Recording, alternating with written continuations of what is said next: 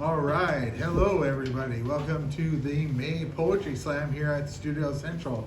We've got a couple of new poetry slammers with us today from 9 Circles, is that correct? 9 Circles.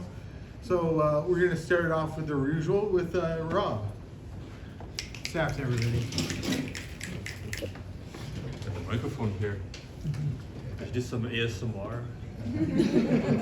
Okay, just go for it. Yeah. Okay, I have 3 poems to share. This one is called The Best Parts of Me. Or The Best Parts of Me. You bring out the best parts of me, and my gesture is a heart that bleeds for thee. When I give up on myself, you're always there to help. And she bet there is a better person inside, and no longer need to hide. The depression that is inside my soul has less control. The poison that courses through my veins doesn't drive me so insane. The clouds part in the sky, and now I can live before I die.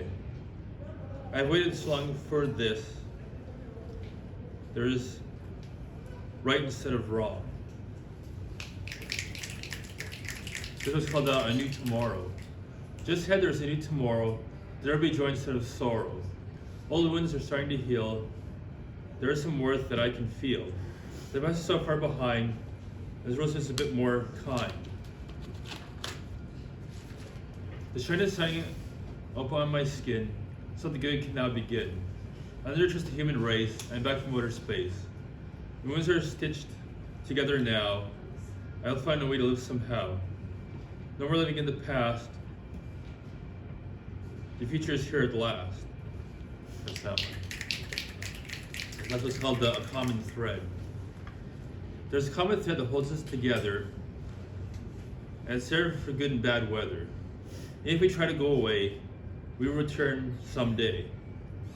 We're all human with blood inside, so let's not hurt each other's pride. We all have a bond within our minds, so we must all try to be kind. We are born of flesh and bone, so why should anyone be alone? We are part of the human race, so you do not vanish without a trace.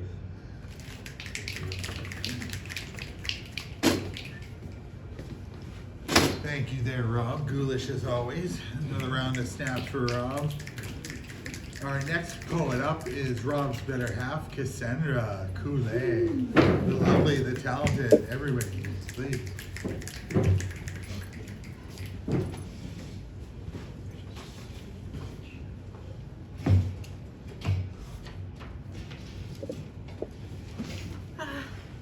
Hi, I've got 3 poems for you today.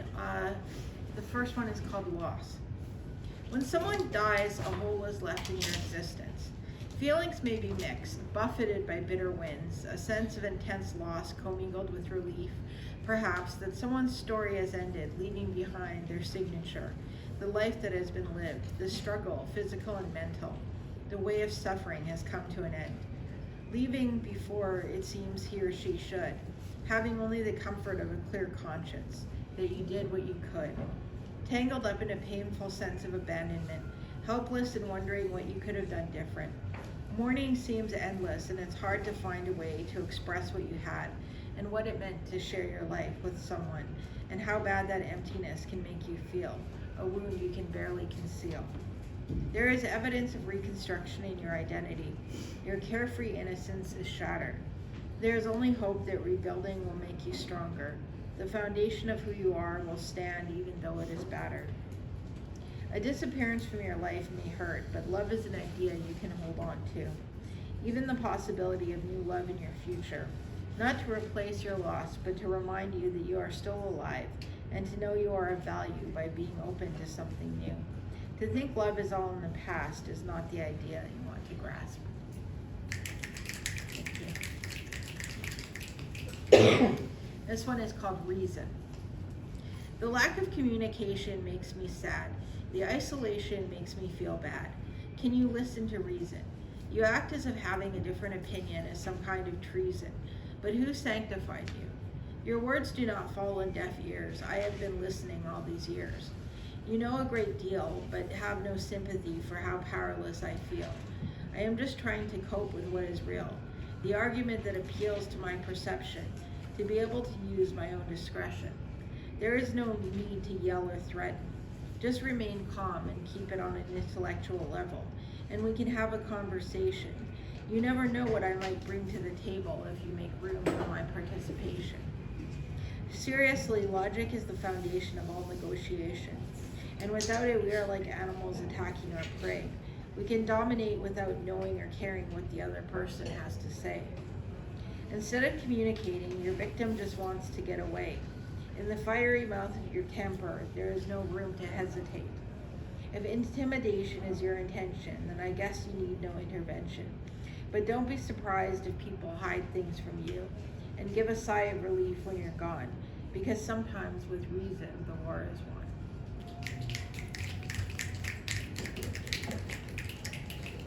Thank you. All right, this last one is called Revelation. My mind wanders back to you, drifting on dreams of fulfillment, a glorious wave of feeling, a crimson tide, the end of the commencement, a perfect circle with us at the center. Ghosts of the past fade as we talk about them. Honesty is sunshine, exposing our fears that whimper and back away from the light. Weak as a kitten, I can barely stand, full disclosure intimidating me. I know I found a home for my soul, and this witnessing has set me free. A validation of all I am is visible in your eyes, and we try to connect over our thoughts and our emotions, our consciousness part of this same ocean. A prayer for each other that shows our devotion. Reveal yourself like a tree in the fall. Leaves that once bloomed fresh and green are shriveled to husks. There is nothing to cover your shame, just naked bark and cold rain. I will stand by you all the same, and I will believe in us despite the lackluster season that surrounds us. I will trust in what we have, that even a chasm can be overcome by love, that divinity can be summoned by faith, and that truth can bring us closer to each other. Wildflowers grow in ditches where few can appreciate their beauty, as the depths of our hearts are hidden. Thank you.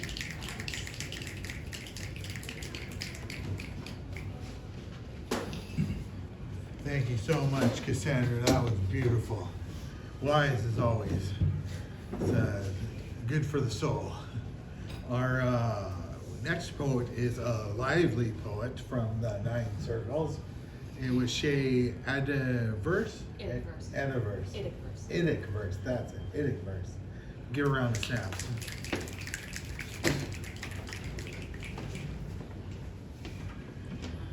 Hello everyone, I'm Shay, also known as Idic Verse.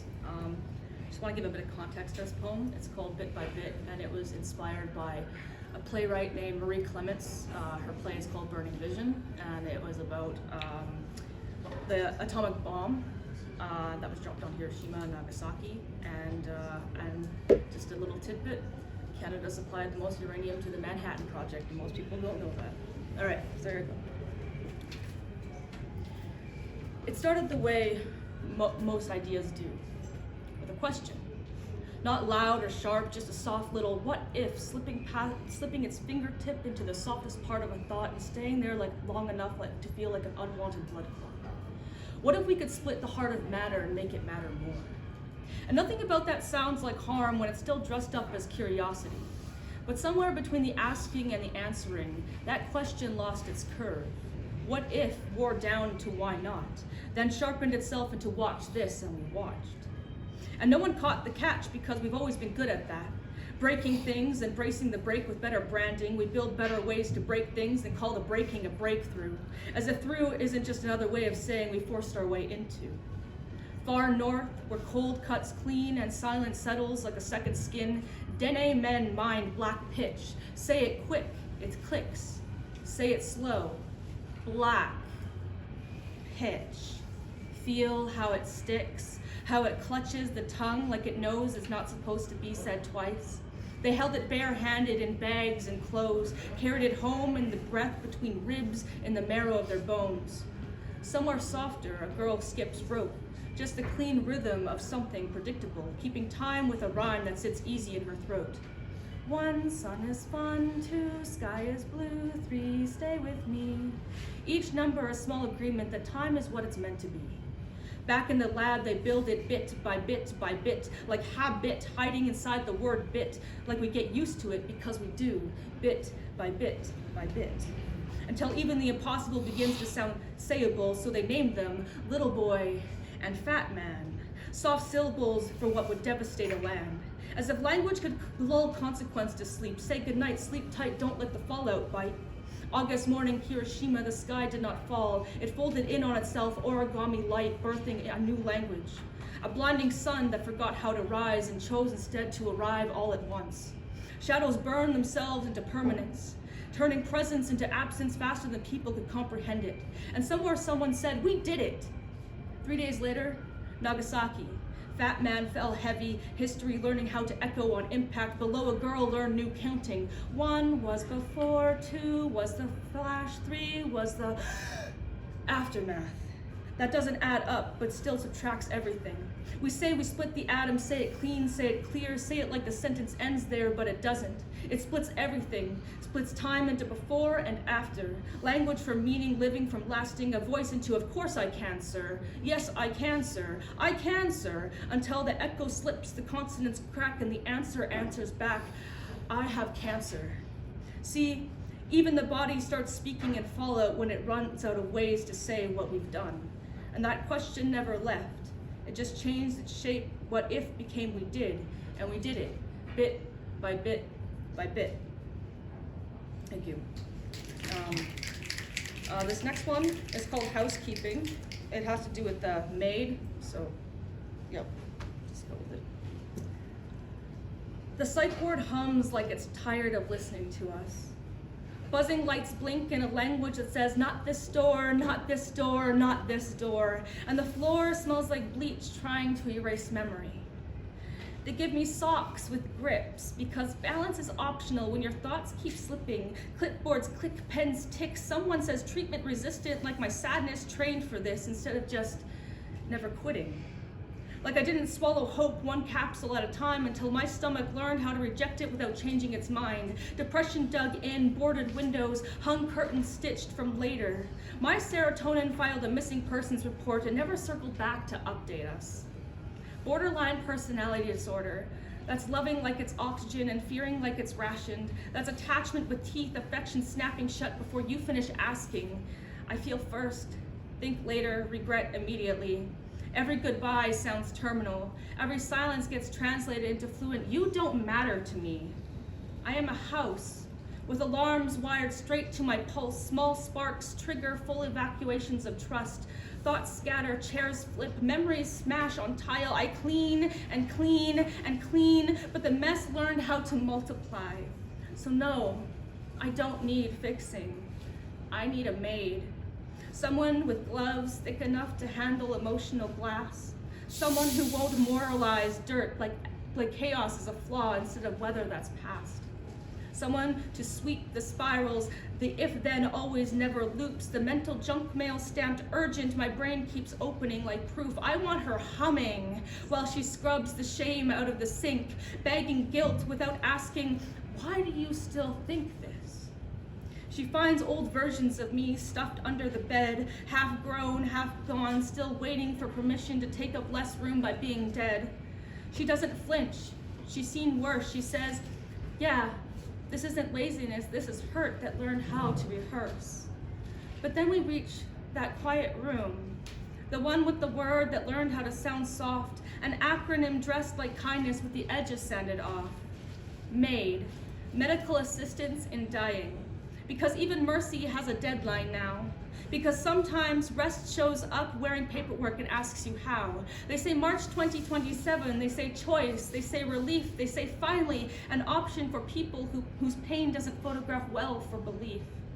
And I don't know how to hold that thought without my hands shaking. Don't know when exhaustion starts cosplaying as clarity without faking. Don't know what it means to be offered an ending before being offered a world that stops demanding I justify staying. But hear this, I am still here. Still pacing sterile halls, still bargaining breath, still hoping help doesn't confuse complex with excess. I don't want permission to vanish. I want maintenance. I want care that doesn't flinch when it realizes this is permanent. So if the maid ever comes, I hope she cracks a window first. Lets light trip over wreckage, lets dust realize it wasn't a curse. Because even broken houses can hold. Even loud minds can learn new tempos to beat. And maybe survival isn't spotless floors. Maybe it's staying long enough to learn to clean around your own 2 feet. Thank you. Wow, that was beautiful spoken word. Wow, really good. Thank you. Another round of snaps. Our next poet, we're going from Shay to Faye. Faye Shalanda, our next poet.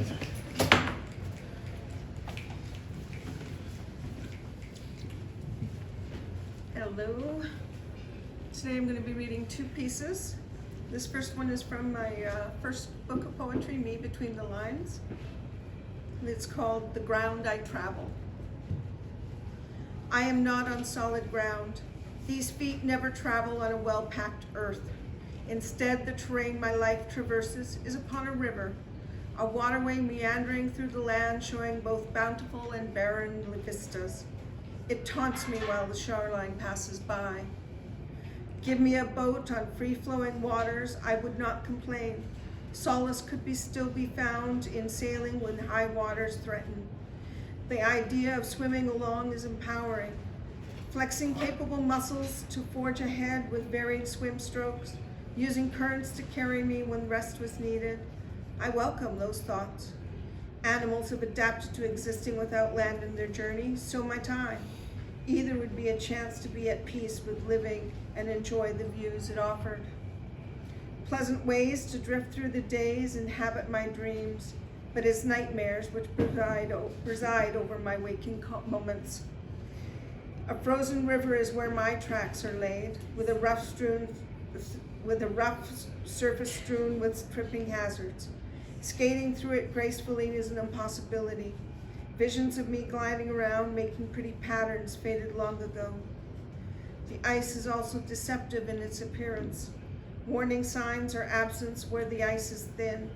An invisible labyrinth is what I navigate, lulling you into believing you can make it before the cracks appear below. Once there was a time I managed to get to a riverbank, a cold and slippery wall that afforded no purchase. With hands cramped and aching, I fell back to the ice after each attempt to scale it. The fractures formed on the ice matched the imprints on my soul as I moved on, unsure if the opportunity would come again. One day a patch of thin ice will fool me. My reactions will be quick enough. I will find myself pulled under the frozen water and my time will end. Continuing to put one foot in front of the other, staying mindful of the riverbanks beyond me is all I can do. My life still exists solely on ice, for I have never been on solid ground.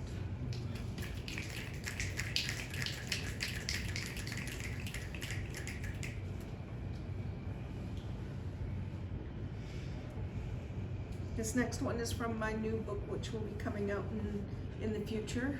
I'm still writing it. It's called Too High a Cost.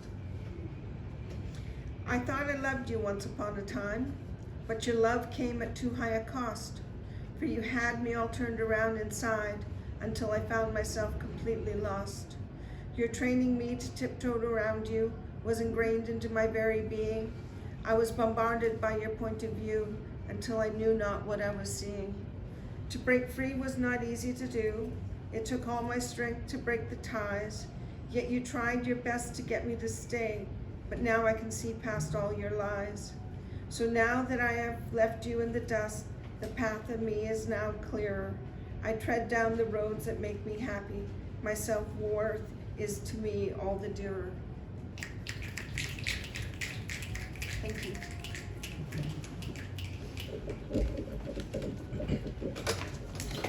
Thank you, Faye. Lovely as always. Our next poet we have up next is Kende C. Cross. She's another new poet. Welcome her up with some snaps. Sneak her way through the crowd.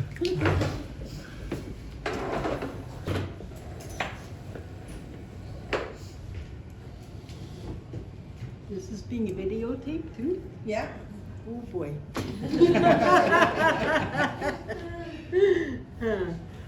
This is just something I wrote when I got here. Studio Central, what a great place to be. What a wonderful things to see at Studio Central. Art saves lives. I know this because it saved mine. And this one I wrote in 1984. Oh God ball of God, the energy from which we come, the energy to which we return. All is in everything, and everything is in all. Oh, how I long to be in the knowing sphere again, sharing all, each instant immersed in the reality of what went before. A baby is very close to the knowing sphere. As we age in the new dust, we become more able to act, but may know less how to. Breathe in God ball air, breathe out God ball air. To be able to look behind and say, there I've been, to looking forward, following our open hearts and our open minds, free from propaganda.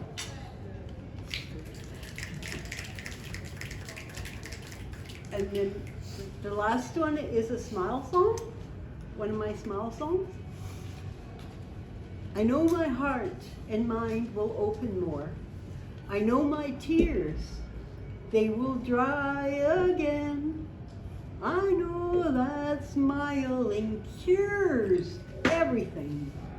I know that smiling is free.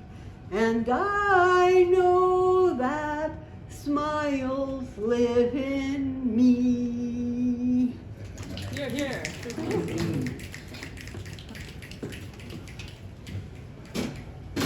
We went from spoken word to a singing ballad. Thank you there, Kende Seacross. Now, our last poet of the day finally is James. Finally. Finally. That sounds like you didn't want me to be here, or you did. Okay, this first poem, I've just got two I'm reading today. This one's called Simplified, and all my poems are the glory of God and to go on with love. How stupid do you have to be to use technology? Flushing a toilet is an act of genius. Being off the grid is impossible. There is one less bird every second. We strip the land and then water processing plants. Our remote controls cause us to stress out to our core. Cars kill us like standing on a cliff. Then we have a moral crisis. Guns don't kill people. No one believes that. Skyscrapers are the height of human achievement, yet they rip the sky open. We are making an effort, but they will lie on the news. We can look down on others by the billions, so we do. People are people, and most people are offended by that. Peanut butter is great, but people die from it every day. Jam too, but we advertise EpiPens as plastic fills the oceans like a religion of self-satisfaction. Seeing Safeway bags blow in the wind in some faraway country, garbage bag trees, acts of enormity, and we blame it on the bum on the street. Rejecting society could be the most noble thing, but nothing is more reprehensible. Canada geese don't really run away, but we never see what nature really is. Because I'm about to buy into it, my TV is 6 feet away. Genius of insisting on getting a Nobel Peace Prize. I can't think of anything more stupid. But who cares about being motivated by good intentions and having a conscience? The sidewalks are good and the roads, concrete goes on forever. People joke about catching turtles. Nature is found in art galleries, as if killing animals is artistic. There is an interface in your mirror. There's no changing it. Stand on the steps of the legislative building and see no one care. TVs flip the page. It's beautiful when the news helps people, one or two anyway. It's immoral to find comfort in having a conscience, but people will laugh, so don't worry. But a fly on the windshield doesn't have one. Be assured that evil no longer has a defense, then find out it never cared. Typos are more important. Minutia is the thing. Conditions come and go, so why really care? It's a simple fact that everything is set in place and God is almighty, and he identifies in himself and us to save as many of us as he can. Some people won't listen to forgiveness, yet good people will forgive. It's easy to say we don't know how we got here. Seemingly no one will listen, when listening only threatens our family. Good people go down the wrong path all the time. God can't extinguish free will. He can't make us feel that we're being manipulated, so he immerses us in a world full of other people to learn forgiveness. Read a book, learn the differences between your own mind and a TV. It takes concentration. You have to force yourself to get involved. It takes practice. Cell phones teach reading like 4-second sound bites on the TV screen. Playing soccer doesn't pay off every time, but children should at least try. Hockey, the out of doors, physical activity. Distract yourself from this for the sake of Pete. It's all so obvious. People won't listen if you've made mistakes. Then you find out everyone does. That humility is valuable if you're lucky. Spending most of your life being better than others, like winning at bingo or praying while you're playing cards. Get up and walk away. You might surprise yourself and survive. I mean, see you tomorrow. I hope the best for you, but I can't identify in what you do next. That's one of them. And this one's called Pig, Eon, and Reception. Secretary birds running around with precisely a snake to kill, whipping it to the ground, breaking its spine. The cool grass with the soft breeze would be fire if the universe were different. They jump like whipping cranes, and when it strikes back, they have big eyelashes like an elephant, with a long beak as if to read a book. They would give advice if they could, as if they made up the word pigeon. Like we don't look to something greater than what's for dinner. Love seems to make up their surroundings as if it immerses them too deep to see. Trees spread out like paradise.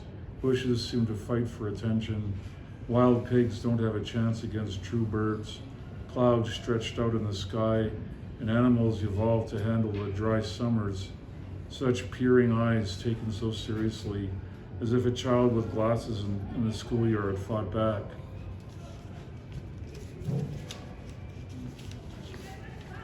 A warning in our language goes back a millennia, and children need to read with obvious trails of technology. Everything's studied, so we all take comfort.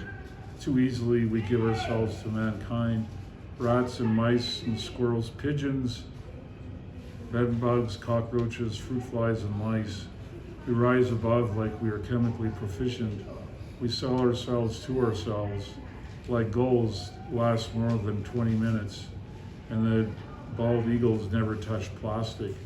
Statues covered in white instead of orange, wiping out our prevention of illness, risking everything with PCP, dancing on the graves of our education, putting reputation in harm's way, waiting to blame whoever we want.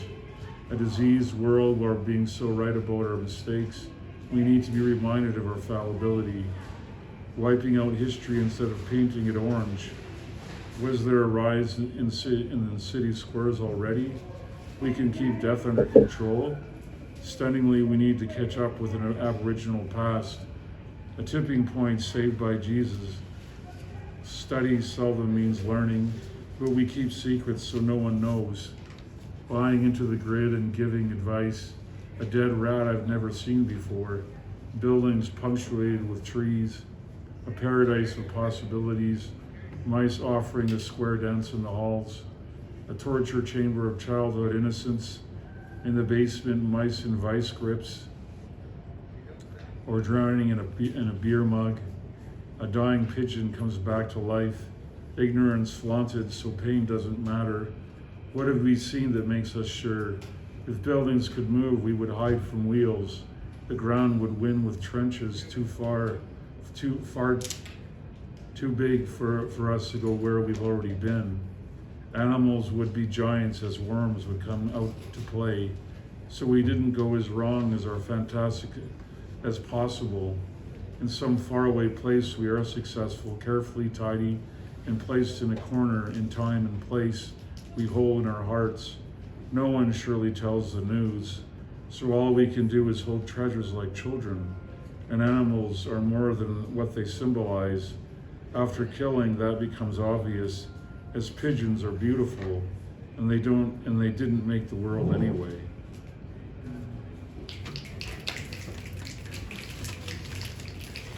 Thank you. Thank you, James. So many words there, James. Round us off at the end here. I want to thank all the poets. Give yourselves all a round of snaps and applauses. Thanks to the 9 Circles for coming out today. Tune in next week, same bad time, same bad channel.